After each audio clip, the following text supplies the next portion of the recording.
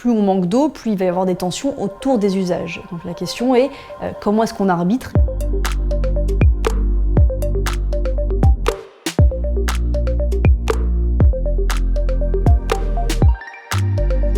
Il fait de plus en plus sec parce que depuis plusieurs années, on observe en fait l'accumulation de deux facteurs. La première, c'est le fait qu'il fait de plus en plus chaud et les sols sont de plus en plus secs.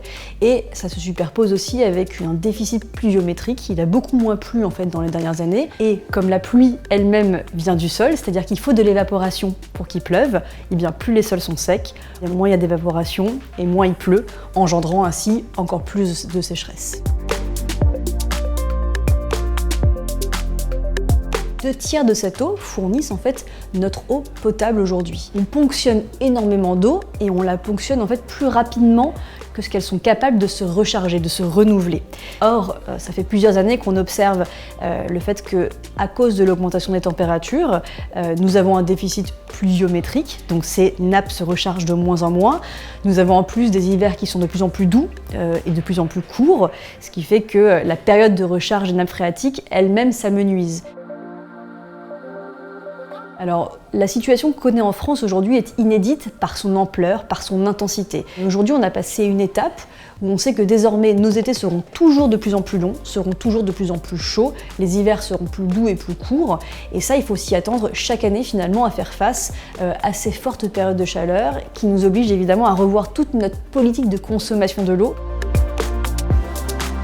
Sur l'ensemble de l'eau qu'on consomme dans son quotidien, à savoir l'eau pour se doucher, pour cuisiner. Cette eau-là, en fait, ne constitue que 1% de notre utilisation de l'eau. À peu près 99% du reste de cette eau est cachée. En fait, elle est virtuelle. À chaque fois que vous faites un repas, vous consommez virtuellement les ressources en eau qui ont été nécessaires pour la production des aliments. Et évidemment, tout ça vous apporte, en tout cas en France aujourd'hui, à une moyenne entre 3000 et 4000 litres d'eau par jour, sans compter l'eau nécessaire pour produire le textile de vos vêtements, l'eau pour produire votre téléphone portable, votre ordinateur, votre voiture. Donc l'eau, en fait, traverse bien tous nos secteurs, elle est transversale à tous nos enjeux, que ce soit l'enjeu alimentaire, que ce soit l'enjeu de l'énergie, de l'indépendance industrielle et puis évidemment de notre survie, parce que sans eau, on ne peut pas vivre.